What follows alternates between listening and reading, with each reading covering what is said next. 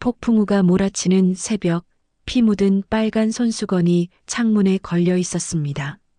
정수는 쓰러진 민호를 발견하고 급히 달려갔어요. 할머니, 도망가세요. 이 집은 곧 더 위험해질 거예요. 그 순간 집 밖에서 차 소리가 들리고 대문이 거칠게 두드려졌습니다. 76세 할머니는 생전 처음 느껴보는 극한의 공포에 휩싸였습니다. 좋아요와 구독은 사랑입니다. 좋아요와 구독 꾹 눌러주시면 재미있는 이야기가 펼쳐집니다. 경상북도의 한적한 주택가, 오래된 기와지붕 사이로 아침 햇살이 스며들어옵니다. 76세의 이정순 할머니는 오늘도 어김없이 새벽 5시에 눈을 떴어요. 몸이 아픈 것도 아닌데 잠이 일찍 깨는 건 나이 탓인지 아니면 너무 오랜 시간 혼자여서 그런 건지 모르겠습니다. 좁은 마당으로 나간 정수는 어제 따둔 고추를 뒤집어주며 한숨을 내쉬었어요. 빨갛게 익어가는 고추들을 보니 문득 남편이 생각났습니다. 여보, 올해 고추 농사 잘 됐네. 하며 환하게 웃던 남편의 모습이 아직도 생생한데 벌써 세상을 떠난 지 10년이 넘었죠. 그때는 이렇게 혼자가 될 줄 몰랐는데. 정수는 쪼그리고 앉아 고추 하나하나를 정성스럽게 뒤집으면서 중얼거렸습니다. 남편과 함께했던 40여 년의 세월이 지금은 꿈만 같아요. 아침마다 함께 마당에 나와서 농작물을 돌보고 저녁에는 평상에 앉아 하루 일과를 나누던 그 소소한 행복들이 얼마나 소중한 것이었는지 이제야 깨닫습니다. 된장독 뚜껑을 열어 젓가락으로 뒤적여 보니 오래 담근 된장이 제법 잘 익어가고 있습니다. 혼자 먹기엔 너무 많이 담갔나? 정수는 쓸쓸하게 중얼거렸어요. 예전에는 이웃들과 나눠 먹기도 했고 외아들 승우가 있을 때는 큰 통으로 담가도 모자랄 정도였는데 말입니다. 승우 이야기를 하자니 마음이 더욱 무거워집니다.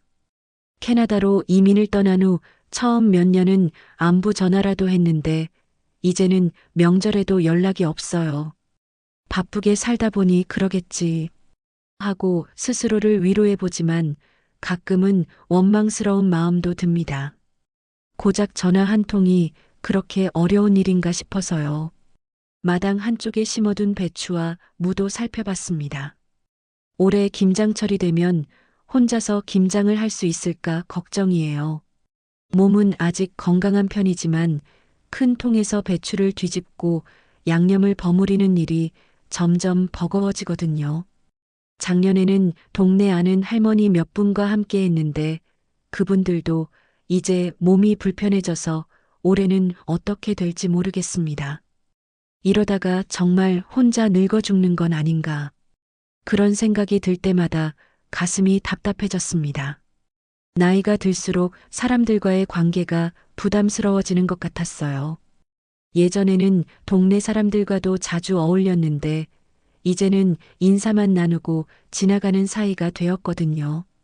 오전 시간에는 집안 청소를 하고 점심을 간단히 차린 후 오후에는 마당에 나가 풀을 뽑거나 화분에 물을 주며 시간을 보냅니다.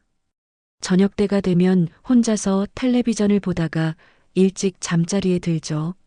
매일 반복되는 일상이 평범하면서도 어딘가 불안했어요.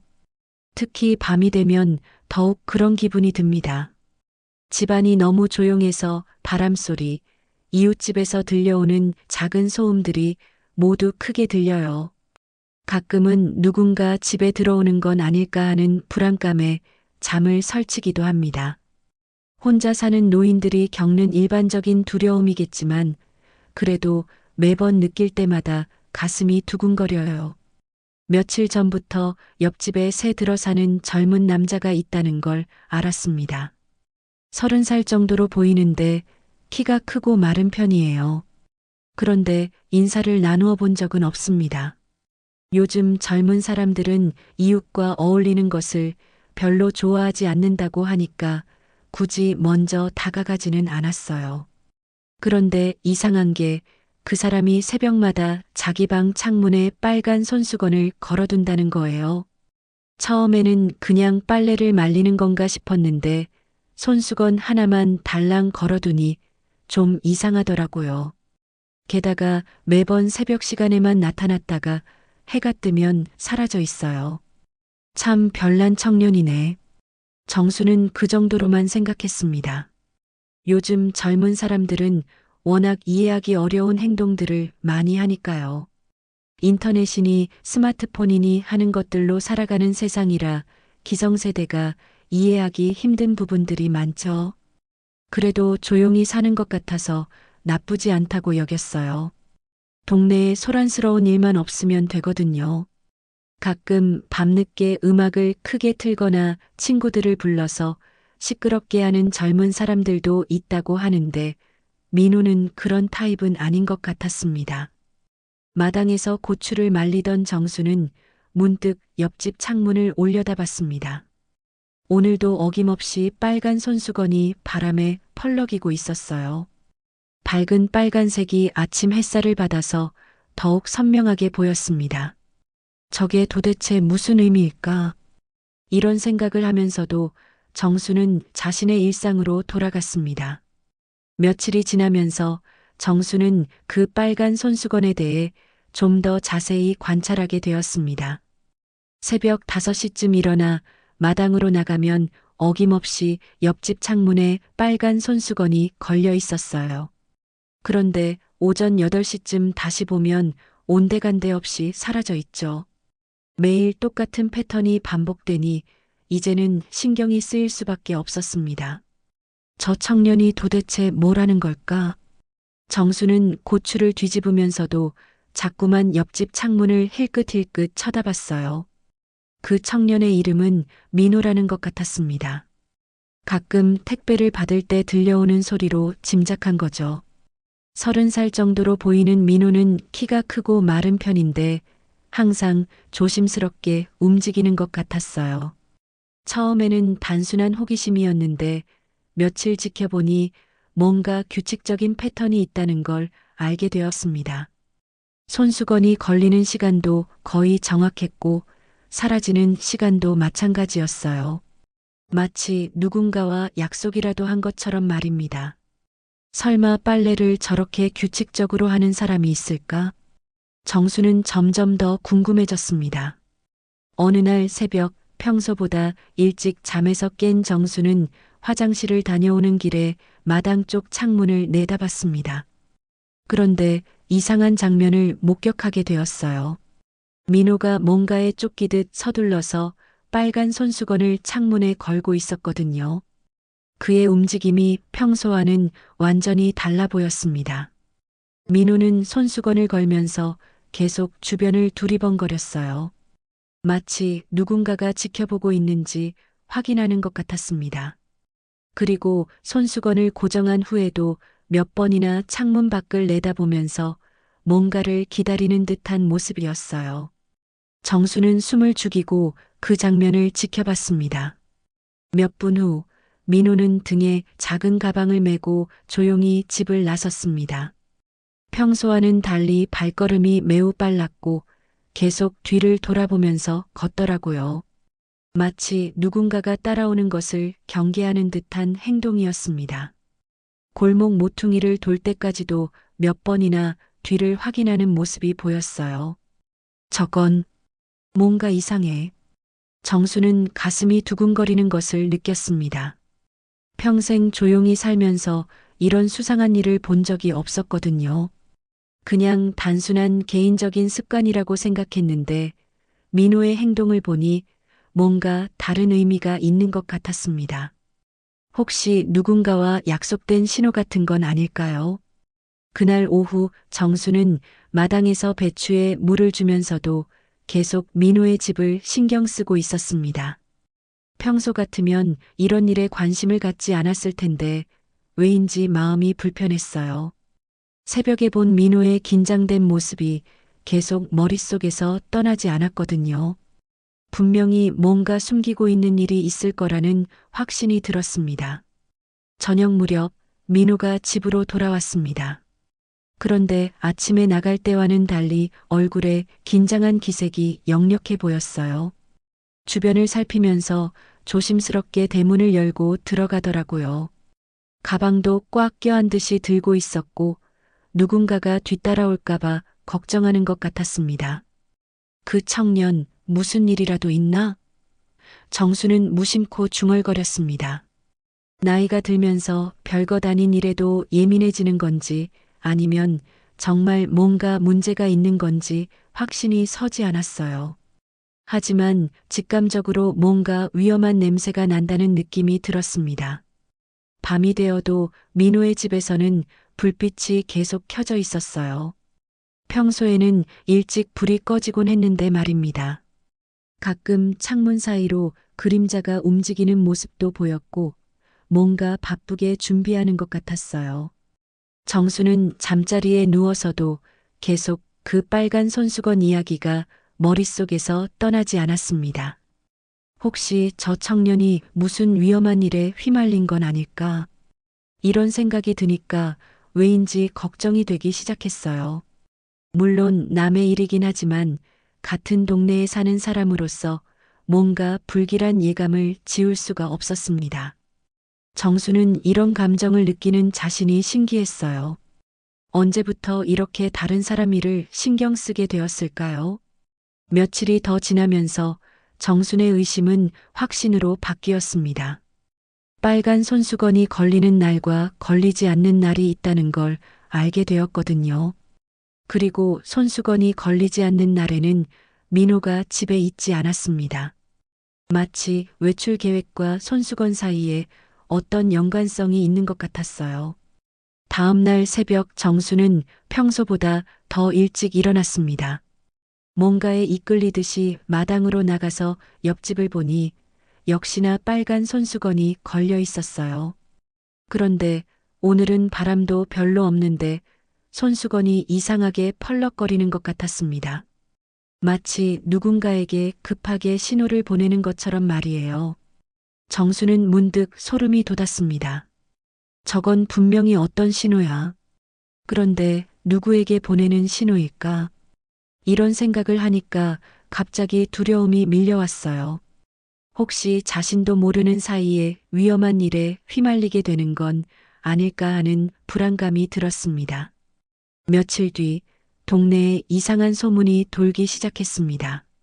마을 이장님이 각 집을 돌아다니며 요즘 불법 사채업자들이 이 동네까지 들어왔다더라.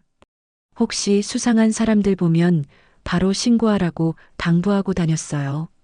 정수는 그 말을 듣는 순간 등골이 서늘해졌습니다. 혹시 민호와 관련이 있는 건 아닐까 하는 생각이 들었거든요. 사채업자라니. 정수는 마당에 앉아서 고추를 정리하면서도 마음이 편하지 않았습니다.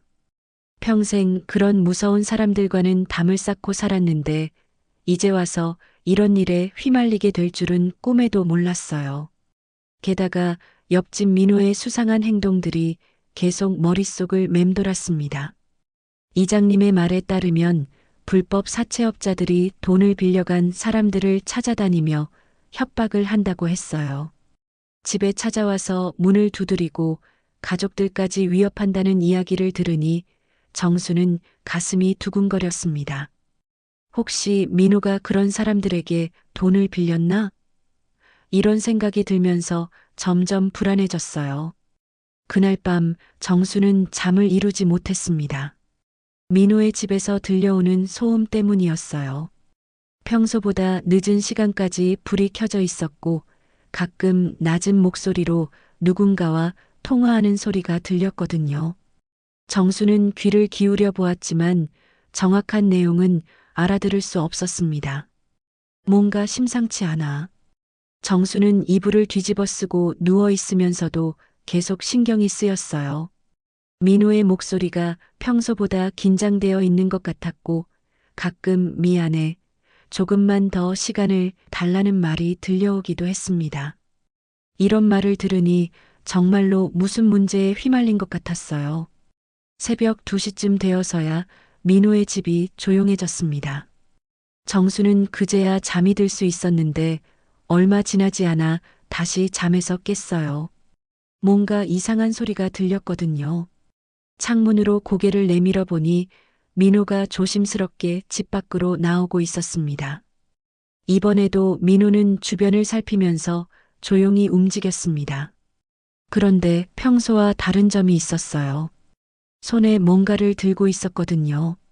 자세히 보니 빨간 손수건이었습니다. 민호는 그 손수건을 창문에 걸고 나서 몇 분 동안 그 자리에 서 있었어요. 내일 새벽, 손수건 걸어두면 준비됐다는 뜻이야. 갑자기 민호의 목소리가 들렸습니다. 누군가와 전화 통화를 하고 있었던 거예요. 정수는 가슴이 철렁 내려앉았습니다. 그 빨간 손수건이 단순한 장난이 아니었구나 하는 걸 확실히 알게 되었거든요. 민호는 통화를 마치고 나서 다시 집 안으로 들어갔습니다. 정수는 떨리는 마음으로 그 모습을 지켜봤어요. 준비됐다는 뜻이라니 도대체 무엇을 준비한다는 걸까? 이런 생각을 하니까 무서워졌습니다. 혹시 정말 불법적인 일에 관련된 건 아닐까요? 그 다음 날부터 정수는 민호를 더욱 주의 깊게 관찰하기 시작했습니다. 평생 소심하게 살던 정순이었지만 이상하게도 호기심이 앞섰어요. 뭔가 큰 문제가 벌어지고 있다는 직감이 들었고 그냥 모른 척하고 넘어갈 수는 없을 것 같았습니다. 민호의 행동 패턴을 관찰해 보니 더욱 의심스러운 점들이 많았어요. 빨간 손수건을 걸어두는 날에는 반드시 누군가가 민호의 집 앞을 지나갔습니다. 대부분 모르는 사람들이었고 얼굴도 험상궂어 보였어요. 그들은 손수건을 확인하고 나서 다른 곳으로 사라졌습니다. 저 사람들이 바로 사채업자들인가? 정수는 숨어서 그 모습을 지켜보면서 점점 더 두려워졌어요. 이장님이 말했던 무서운 사람들이 바로 이런 사람들일 거라는 생각이 들었습니다. 그들의 표정과 행동에서 범상치 않은 기운이 느껴졌거든요.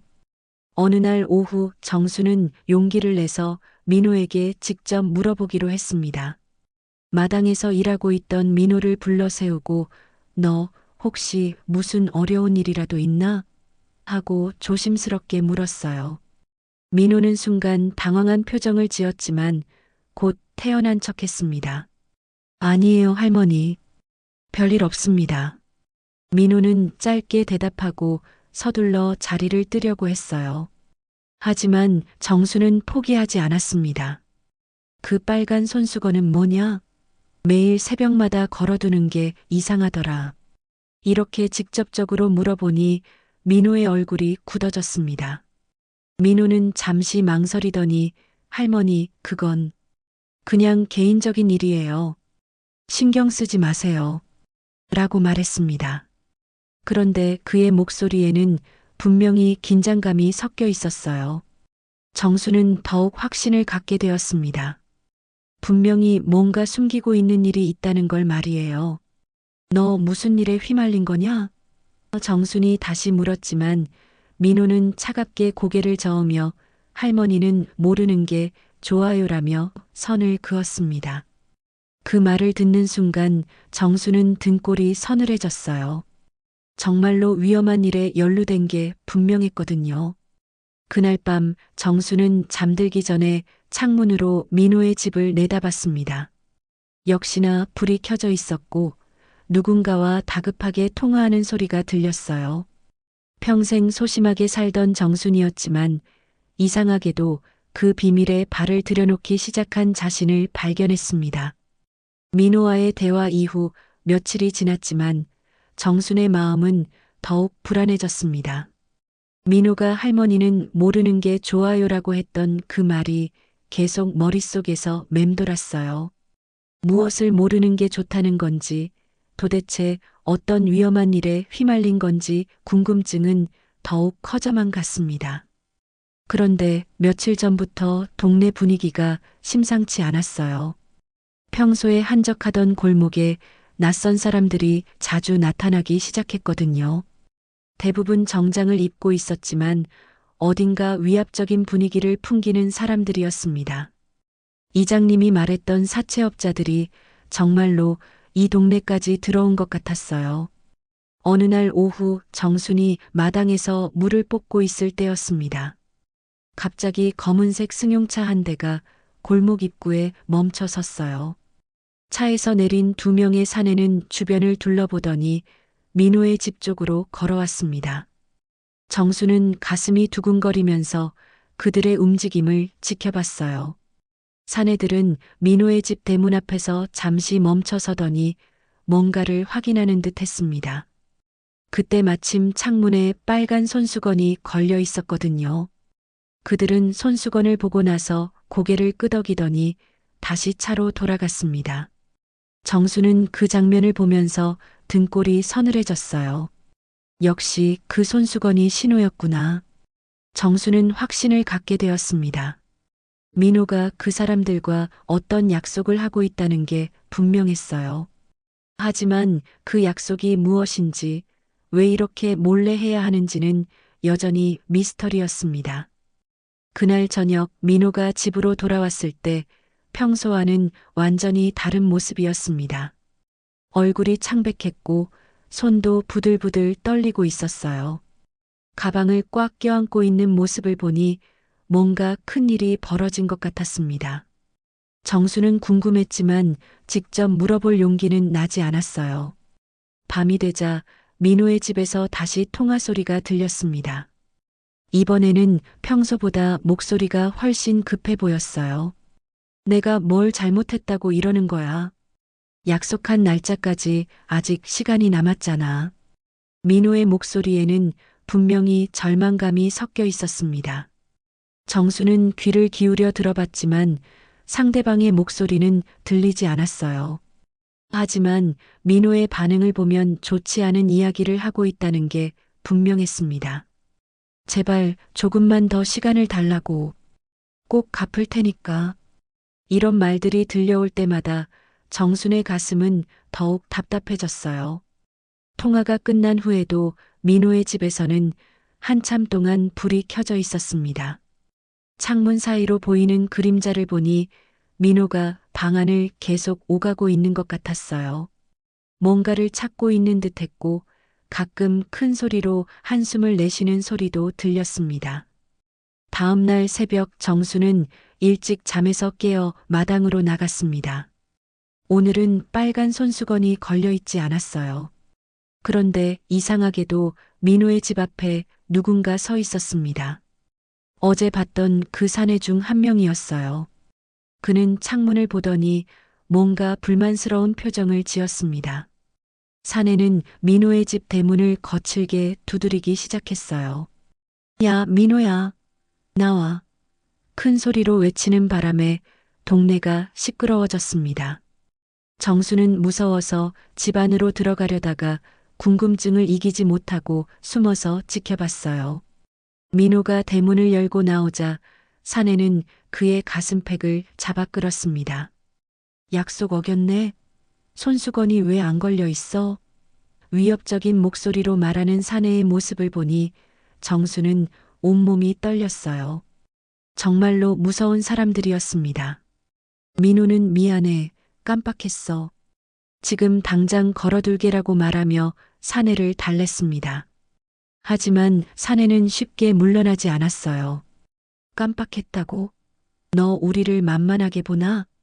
점점 목소리가 커지면서 주변 이웃들도 창문으로 고개를 내밀기 시작했습니다. 제발 조용히 해줘. 이웃들한테 피해주고 싶지 않아. 민호가 간청하듯 말했지만 사내는 콧방귀를 뀌었어요. 피해? 너 때문에 우리가 얼마나 피해를 보는지 알아? 그러면서 민호의 어깨를 거칠게 밀쳤습니다. 정수는 그 모습을 보면서 가슴이 아팠습니다. 민호가 무슨 잘못을 했는지는 모르겠지만 저렇게 위협당하는 모습을 보니 안쓰러웠어요. 그런데 동시에 무서움도 컸습니다. 혹시 자신도 그런 일에 휘말리게 되는 건 아닐까 하는 걱정이 들었거든요. 사내는 민호에게 뭔가를 더 말한 후 차로 돌아갔습니다. 민호는 그 자리에 멍하니 서 있다가 급히 집 안으로 들어갔어요. 곧이어 창문에 빨간 손수건이 걸렸습니다. 하지만 오늘의 손수건은 왠지 평소보다 더 급하게 걸린 것 같았어요. 그날 오후 정수는 더 이상 참을 수 없어서 민호에게 다가갔습니다. 민호야, 너 정말 큰일 났구나. 정순의 말에 민호는 깜짝 놀라면서 할머니, 왜 이러세요? 라고 물었어요. 하지만 그의 눈에는 두려움이 가득했습니다. 내가 다 봤어. 그 무서운 사람들이 너를 위협하는 것도, 내가 떨고 있는 것도. 정순의 말에 민호는 할 말을 잃었어요. 더 이상 숨길 수 없다는 걸 안 것 같았습니다. 할머니, 정말 죄송해요. 이런 일에 할머니까지 신경 쓰게 해서. 민호의 목소리는 떨리고 있었습니다. 정수는 민호의 어깨에 손을 올렸습니다. 무슨 일인지 말해봐. 혹시 도와줄 일이 있을지도 모르잖아. 하지만 민호는 고개를 저었어요. 아니에요, 할머니. 이건 제가 해결해야 할 문제예요. 할머니까지 위험에 빠뜨릴 수는 없어요. 그 순간 정수는 이상한 예감이 들었습니다. 혹시 이 모든 일이 자신과도 어떤 연관이 있는 건 아닐까 하는 생각이 말이에요. 며칠이 지나면서 동네 분위기는 더욱 험악해졌습니다. 낯선 사람들이 더 자주 나타났고 민호에 대한 그들의 압박도 점점 심해지고 있었어요. 정수는 이 모든 상황이 언제 터질지 모르는 시한폭탄 같다는 생각이 들었습니다. 그런데 그 예감이 현실이 되는 날이 곧 다가왔어요. 그날은 유난히 바람이 거세게 불었습니다. 저녁부터 먹구름이 몰려들더니 밤이 되자 폭풍우가 몰아치기 시작했어요. 천둥 소리와 번개가 번갈아 가며 하늘을 가르고 빗줄기는 창문을 세차게 두드렸습니다. 정수는 이런 날씨에는 일찍 잠자리에 드는 게 상책이라고 생각했어요. 하지만 새벽 3시쯤 정수는 갑작스럽게 잠에서 깼습니다. 빗소리 사이로 뭔가 이상한 소리가 들렸거든요. 귀를 기울여 보니 누군가 문을 두드리는 소리 같았어요. 처음에는 자신의 집인 줄 알고 깜짝 놀랐는데 자세히 들어보니 옆집에서 나는 소리였습니다. 민호야, 문 열어. 폭풍우 속에서도 선명하게 들리는 거친 목소리였어요. 여러 명이 민호의 집 앞에 모여 있는 것 같았습니다. 정수는 가슴이 두근거리면서 조심스럽게 창문으로 고개를 내밀어 봤어요. 번개가 칠 때마다 그들의 모습이 어렴풋이 보였습니다. 우리가 언제까지 기다려줄 것 같아? 오늘이 마지막이야. 또 다른 남자의 목소리가 들렸어요. 그들은 민호의 대문을 거칠게 흔들고 있었습니다. 정수는 무서워서 떨렸지만 그 자리를 떠날 수 없었어요. 민호에게 무슨 일이 일어날지 걱정되었거든요. 그런데 이상하게도 민호의 집에서는 아무런 대답이 없었습니다. 불빛도 보이지 않았고 인기척도 전혀 느껴지지 않았어요. 설마 집에 없나? 정수는 의아해했습니다. 분명 어제까지만 해도 민호가 집에 있었는데 말이에요. 사내들은 점점 더 화를 내기 시작했습니다. 이 자식이 우리를 피해 도망간 건가? 아니면 집 안에 숨어 있는 거야? 그들은 대문을 더욱 거칠게 두드리더니 담을 넘어서라도 들어갈 것처럼 행동했어요. 정수는 이 상황이 심상치 않다는 걸 직감했습니다. 그때 갑자기 정순의 눈에 무언가가 보였습니다. 민호의 창문에 빨간 손수건이 걸려 있었는데 그게 평소와는 달라 보였어요. 번개가 번쩍일 때마다 손수건이 선명하게 보였는데 뭔가 어두운 얼룩이 묻어 있는 것 같았습니다. 저건 혹시? 정수는 가슴이 철렁 내려앉았어요. 어둠 속에서 정확히 확인하기는 어려웠지만 그 얼룩이 핏자국 같아 보였거든요. 순간 민호에게 무슨 일이 일어났을지도 모른다는 끔찍한 생각이 들었습니다. 사내들도 그 손수건을 발견한 모양이었어요. 야, 저기 손수건 있잖아. 그런데 뭔가 이상해. 그들 중 한 명이 말했습니다. 손수건을 자세히 보더니 이거 피 아냐? 이 자식 무슨 짓을 한 거야? 하고 소리쳤어요. 정수는 더 이상 지켜볼 수 없었습니다. 민호가 정말 위험에 처했다면 그냥 두고 볼 수는 없었어요. 평생 소심하게 살았던 정순이었지만 이 순간만큼은 용기를 내야겠다고 생각했습니다. 우산을 들고 밖으로 나갔어요. 폭풍우 속에서 민호의 집으로 향하는 정순의 마음은 두려움과 걱정이 뒤섞여 있었습니다. 사내들이 자신을 보면 어떻게 할지 모르겠지만 그래도 민호를 그냥 둘 수는 없었어요. 민호야, 괜찮니? 정순이 큰 소리로 불렀습니다. 사내들은 갑자기 나타난 정순을 보고 당황했어요. 할머니, 여기 왜 나왔어요? 들어가세요. 그들 중 한 명이 정순을 돌려보내려고 했습니다. 하지만 정순은 물러서지 않았어요. 민호 어디 있어? 무슨 일이야? 할머니와는 상관없는 일이니까 들어가세요.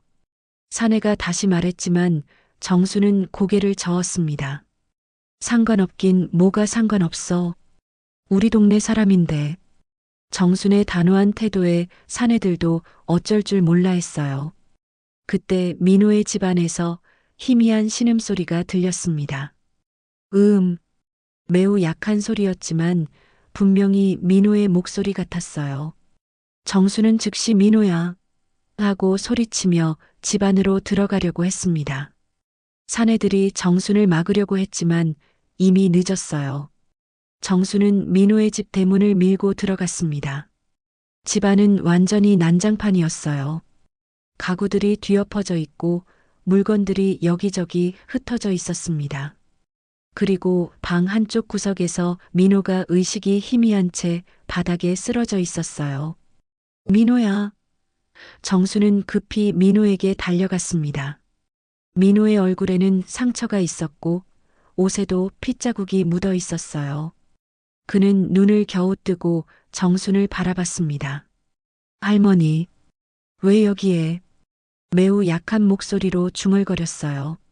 민호는 마지막 힘을 다해 정순에게 속삭였습니다. 할머니, 도망가세요. 이 집은 곧 더 위험해질 거예요. 그들이 더 많이 올 거예요. 그의 목소리에는 절망과 걱정이 섞여 있었습니다. 정수는 민호를 부축하려고 했지만 그때 집 밖에서 차 소리가 들렸어요. 여러 대의 차가 동시에 도착하는 소리였습니다. 민호는 그 소리를 듣고 더욱 절망적인 표정을 지었어요. 늦었어요. 이제 정말 끝이에요. 그 순간 정순의 집 대문이 거칠게 두드려지는 소리가 들렸습니다. 할머니도 나와. 사내들이 이제 정순까지 찾고 있었던 거예요. 정순은 생전 처음 느껴보는 극한의 공포에 휩싸였습니다. 평생 조용히 살던 자신이 이런 위험한 상황에 처하게 될 줄은 꿈에도 몰랐어요. 6챕터 정수는 민호를 부축하며 집 안 깊숙한 곳으로 옮겼습니다. 밖에서 들려오는 발걸음 소리와 거친 목소리들이 점점 가까워지고 있었어요. 민호야, 일단 여기 숨어 있어. 내가 뭔가 방법을 찾아볼게. 정수는 떨리는 목소리로 말했습니다. 민호는 의식이 흐릿한 상태에서도 정순을 걱정했어요. 할머니, 정말 위험해요. 그냥 저 혼자 감당할게요. 하지만 정수는 이미 마음을 정했습니다. 이 상황에서 민호를 혼자 둘 수는 없었거든요. 그때 민호가 주머니에서 낡은 지갑을 꺼내 정순에게 건넸습니다. 할머니, 혹시 제게 무슨 일이 생기면 이걸 경찰에게. 지갑을 받아든 정수는 그 안에서 여러 장의 사진과 메모들을 발견했어요. 그런데 그중 한 장의 사진을 보는 순간 정수는 깜짝 놀랐습니다. 사진 속에는 어린 시절의 두 소년이 함께 찍혀 있었어요. 한 명은 분명히 어린 시절의 민호였고 다른 한 명은 이게 우리 승호? 정수는 믿을 수 없다는 표정으로 사진을 다시 들여다봤습니다. 분명히 자신의 손자 승우와 민호가 함께 찍은 어린 시절 사진이었어요. 민호야, 이 사진은 뭐야? 너 우리 승우를 아는 거야? 정순의 질문에 민호는 힘겹게 고개를 끄덕였습니다. 할머니, 승우는 제 어린 시절 가장 친한 친구였어요. 그런데 승우가 외국으로 떠난 후에 민호의 목소리가 점점 작아졌어요. 그래서 내가 우리 집 옆에 이사 온 거야? 정수는 모든 것이 우연이 아니었다는 걸 깨달았습니다. 민호가 이 동네에 온 것도 자신을 지켜본 것도 모두 승우와 관련이 있었던 거예요. 눈물이 뺨을 타고 흘러내렸습니다. 민호는 고개를 끄덕이며 말했어요. 승우가 외국에서 연락이 끊긴 후에 제가 할머니를 지켜드리겠다고 승우에게 약속했어요. 그런데 제가 이런 일에 휘말리게 되면서 그의 목소리에는 깊은 후회가 담겨 있었습니다. 정수는 지갑 안의 다른 사진들도 살펴봤어요.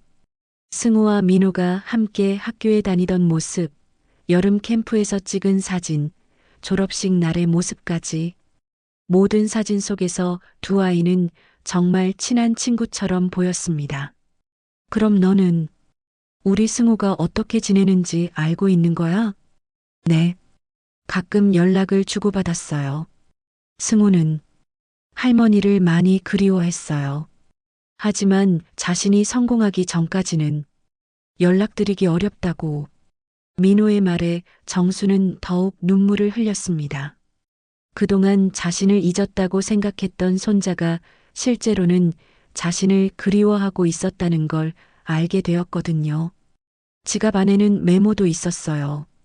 민호가 적어둔 것 같았는데 할머니 혈압약 떨어져 가는 것 같음, 김장식이 다가옴, 도움 필요할 듯, 겨울나기 준비 도와드려야 함 같은 내용들이 적혀 있었어요. 민호가 얼마나 자신을 세심하게 챙겨왔는지 알 수 있었습니다.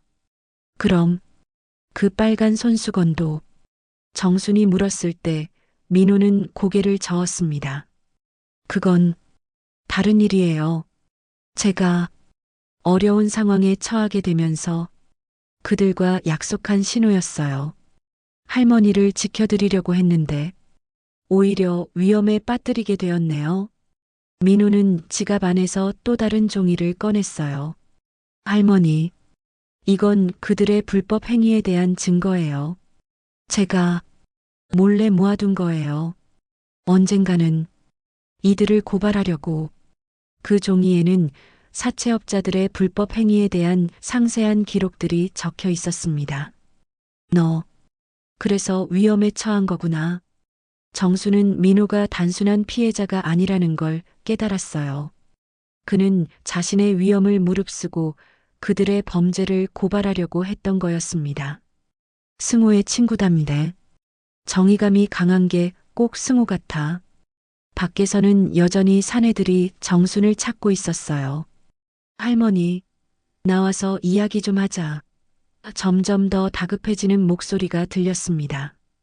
정수는 민호에게 여기서 절대 움직이지 말라고 당부하고 밖으로 나갔습니다.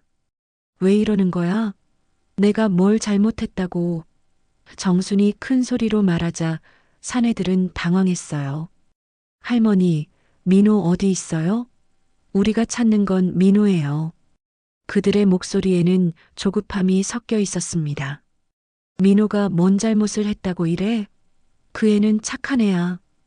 정순의 말에 사내 중 한 명이 비웃었어요. 착한 애가 우리 돈을 가지고 도망가려고 해요? 할머니, 속지 마세요. 무슨 돈? 도대체 무슨 이야기야?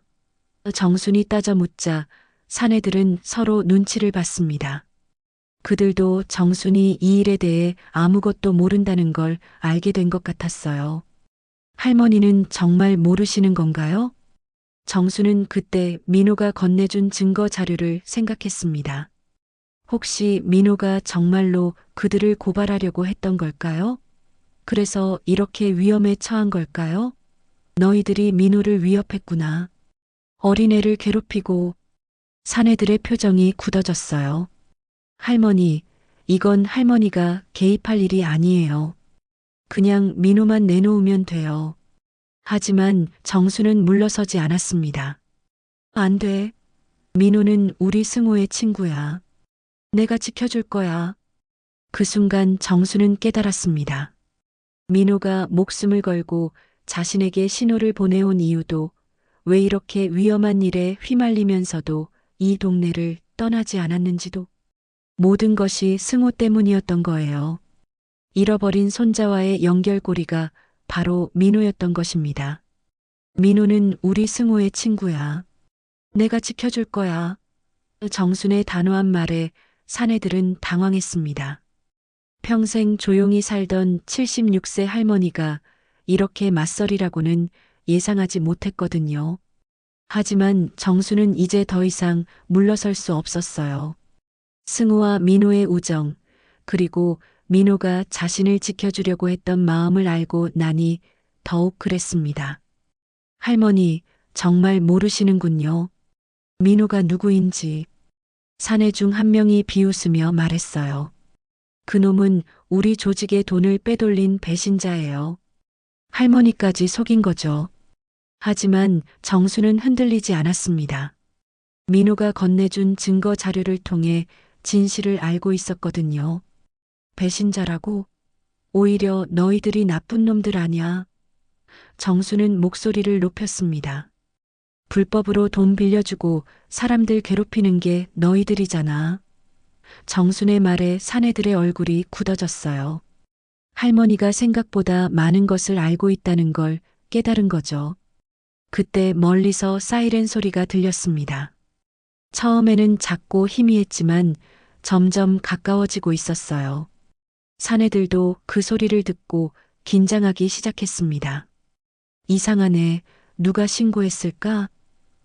그들 중 한 명이 중얼거렸어요. 정수는 속으로 안도했습니다. 아마 민호가 미리 준비해둔 것 같았어요. 혹시 모를 상황에 대비해서 경찰에 신고할 수 있도록 해둔 것 같았습니다. 너희들 이제 끝이야. 경찰이 오고 있어. 정순이 말하자 사내들은 더욱 당황했어요. 이런, 빨리 민호를 찾아야 해. 사내들이 서둘러 민호를 찾으려고 했지만 정수는 그들 앞을 막아섰습니다. 안 돼. 민호에게 손대지 마. 76세 할머니가 자신들 앞을 막아서니 사내들도 어쩔 줄 몰라 했어요. 사이렌 소리가 점점 더 가까워졌습니다.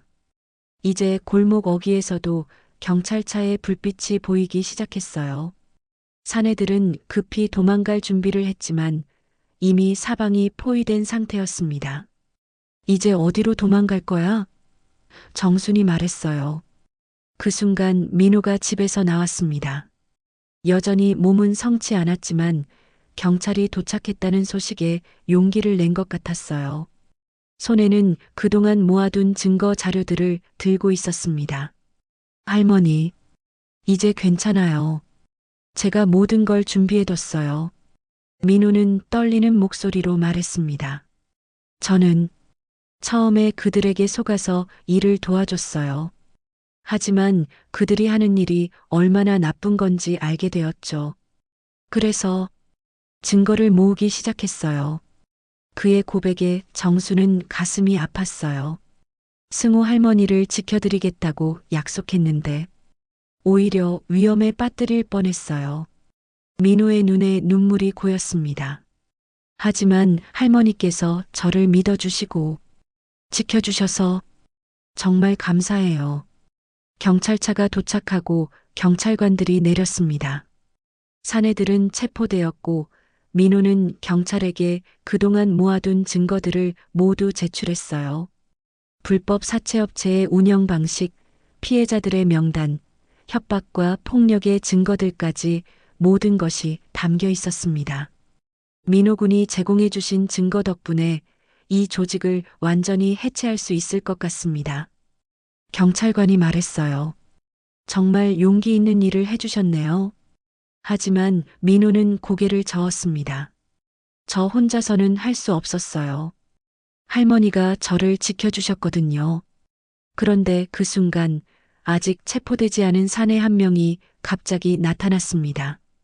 그는 분노에 찬 얼굴로 민호를 향해 달려들었어요. 이 배신자 때문에 우리가 망했어.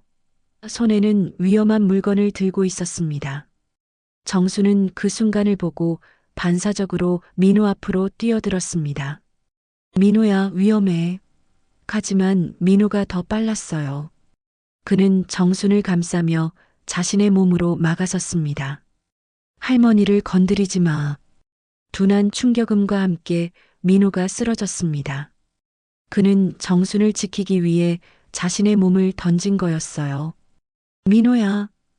정수는 급히 민호를 부둥켜 안았습니다. 경찰관들이 즉시 사내를 제압했지만 이미 민호는 크게 다친 상태였어요. 할머니, 괜찮으세요? 민호는 쓰러져 가면서도 정순을 걱정했습니다. 그의 얼굴은 창백했지만 눈빛만은 따뜻했어요. 승호에게 할머니를 잘 지켜드렸다고 전해주세요. 안 돼, 민호야. 너 절대 나까지 잃게 하지 마라. 정수는 떨리는 목소리로 외쳤습니다. 눈물이 하염없이 흘러내렸어요. 이제야 찾은 소중한 인연을 이렇게 잃을 수는 없었습니다. 구급차가 도착하고 의료진들이 민호를 응급처치했습니다. 다행히 생명에는 지장이 없을 것 같습니다. 하지만 회복하는데 시간이 걸릴 거예요. 의사의 말에 정수는 안도의 한숨을 쉬었어요. 민호가 구급차에 실려가면서 정순에게 말했습니다. 할머니, 승호에게 연락드릴게요. 이제 할머니께 돌아올 때가 된 것 같아요. 그 말을 듣는 순간 정수는 가슴이 벅차올랐습니다. 조용했던 동네에 다시 평화가 찾아왔습니다. 불법 사채업체는 완전히 해체되었고 민호의 용기 있는 제보 덕분에 많은 피해자들이 구제받을 수 있게 되었어요. 정수는 그 모든 과정을 지켜보면서 민호가 얼마나 용감한 청년인지 새삼 깨달았습니다. 몇 달이 흘렀습니다. 민호는 병원에서 치료를 받고 완전히 회복되었어요. 경찰의 보호 아래 새로운 삶을 시작할 준비를 마쳤고 무엇보다도 약속대로 승호에게 연락을 취했습니다. 정수는 그동안 매일 병원을 찾아가 민호를 돌봤어요. 마치 진짜 손자를 돌보는 것처럼 말이죠. 할머니, 오늘 특별한 소식이 있어요. 어느 날 민호가 환한 미소를 지으며 말했습니다. 정수는 궁금해하며 민호를 바라봤어요. 승우가 한국에 돌아온대요. 할머니를 보러 온다고 해요. 그 말을 듣는 순간 정수는 가슴이 두근거려서 아무 말도 할 수 없었습니다. 정말이야? 우리 승우가 정말 돌아온다고? 정순의 목소리는 떨리고 있었어요.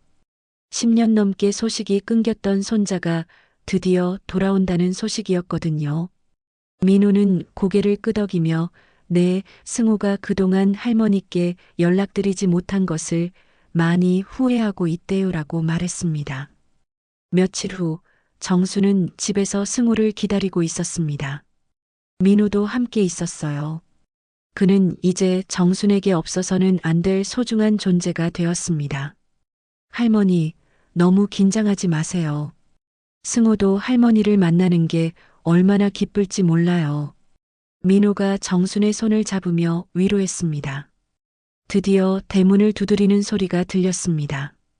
정수는 떨리는 마음으로 문을 열었어요. 문 앞에는 훤칠하게 자란 성인 남자가 서 있었습니다. 어린 시절의 모습은 많이 변했지만 그 눈빛만은 예전과 똑같았어요. 할머니, 승호의 목소리도 많이 변했지만 정수는 단번에 알아봤습니다. 승호야. 정수는 승호를 꼭 껴안으며 눈물을 흘렸어요. 할머니, 정말 죄송해요. 그동안 연락도 안 드리고. 승호도 눈물을 참지 못했습니다. 할머니는 생각보다 많이 늙어 보였지만 여전히 따뜻한 미소를 지고 있었어요. 괜찮다, 괜찮다. 이렇게 돌아오기만 하면 돼. 정수는 승우의 얼굴을 이리저리 살펴봤습니다. 많이 컸구나. 이제 정말 어른이 다 됐네. 승우는 할머니의 주름진 손을 잡으며 할머니, 제가 캐나다에서 성공했어요. 이제 할머니를 편하게 모실 수 있어요 라고 말했습니다. 승우는 민호를 보며 깊이 인사했어요. 민호야, 정말 고마워. 내가 할머니를 지켜주지 않았다면. 민호는 손을 저으며 당연한 일이었어요. 승우가 늘 할머니 이야기를 해서 저도 할머니가 얼마나 소중한 분인지 알고 있었거든요라고 말했습니다. 그날 저녁 세 사람은 함께 식사를 했습니다. 정수는 오랜만에 정성스럽게 차린 저녁상을 받고 행복해했어요. 할머니, 이 맛 정말 그리웠어요. 승우가 할머니의 음식을 먹으며 눈물을 흘렸습니다. 민호도 정말 맛있어요. 제가 그동안 얼마나 좋은 할머니를 만났는지 새삼 느껴져요라고 말했어요. 승우는 그동안의 이야기를 들려줬습니다. 캐나다에서 처음에는 많이 힘들었지만 점차 사업이 안정되었고 이제는 제법 성공한 사업가가 되었다고 했어요. 하지만 성공할수록 할머니 생각이 더 많이 났어요. 그런데 연락드리기가 부끄러웠어요. 부끄럽긴 뭐가 부끄러워. 내가 잘 되는 게 할머니한테는 제일 기쁜 일이야. 정수는 승우의 손을 잡으며 말했습니다. 민호는 그 모습을 보며 미소 지었어요. 자신이 그동안 지켜온 할머니와 승우가 다시 만난 모습이 너무나 보기 좋았거든요. 며칠 후 승우는 정순에게 제안했습니다. 할머니, 저와 함께 캐나다로 가실래요? 아니면 서울에 큰 집을 마련해서 함께 살아요. 하지만 정수는 고개를 저었어요. 고맙지만 할머니는 여기가 좋아. 이 집에서 너희 할아버지와 추억이 많거든. 승우는 아쉬워했지만 할머니의 뜻을 존중했습니다. 대신 자주 한국에 올 것을 약속했어요. 그럼 민호가 할머니를 계속 돌봐드릴 수 있을까요? 승우의 제안에 민호는 기꺼이 동의했습니다. 당연하죠. 저도 할머니와 함께 있는 게 좋아요. 동네 사람들은 빨간 손수건의 비밀 이야기를 전해 들으며 놀라워했습니다. 평범해 보였던 정순 할머니가 그런 용감한 일을 했다는 사실에 모두 감탄했어요. 이장님은 정순이 할머니 덕분에 우리 동네에서 나쁜 놈들이 사라졌다며 고마워했습니다. 민호는 이제 정순의 진짜 손자처럼 지내게 되었습니다. 매일 아침 안부를 묻고 장보기를 도와주고 집안일도 거들어줬어요. 정수는 그런 민호를 보며 하늘이 내게 2명의 손자를 준 거구나라고 생각했습니다. 어느 날 저녁 정수는 마당에 나가서 하늘을 올려다봤습니다. 여보, 우리 승우 돌아왔어요. 그리고 민호라는 착한 아이도 만났고요. 이제 외롭지 않아요. 별이 반짝이는 하늘을 보며 정수는 남편에게 인사했어요. 창문에는 더 이상 빨간 손수건이 걸리지 않았습니다. 그 위험한 신호는 이제 필요 없어졌거든요. 하지만 정순의 마음에는 새로운 가족의 색깔로 붉게 물들어 있었어요. 민호와 승우, 2명의 소중한 손자들이 주는 따뜻한 사랑으로 말이죠. 정수는 이제 더 이상 외롭지 않았습니다. 인생 마지막에 이런 소중한 인연들을 만난 것도 분명 하늘이 주신 선물이라고 생각했어요. 고요했던 동네에는 다시 평화가 찾아왔고 정순의 삶에는 새로운 희망이 피어났습니다.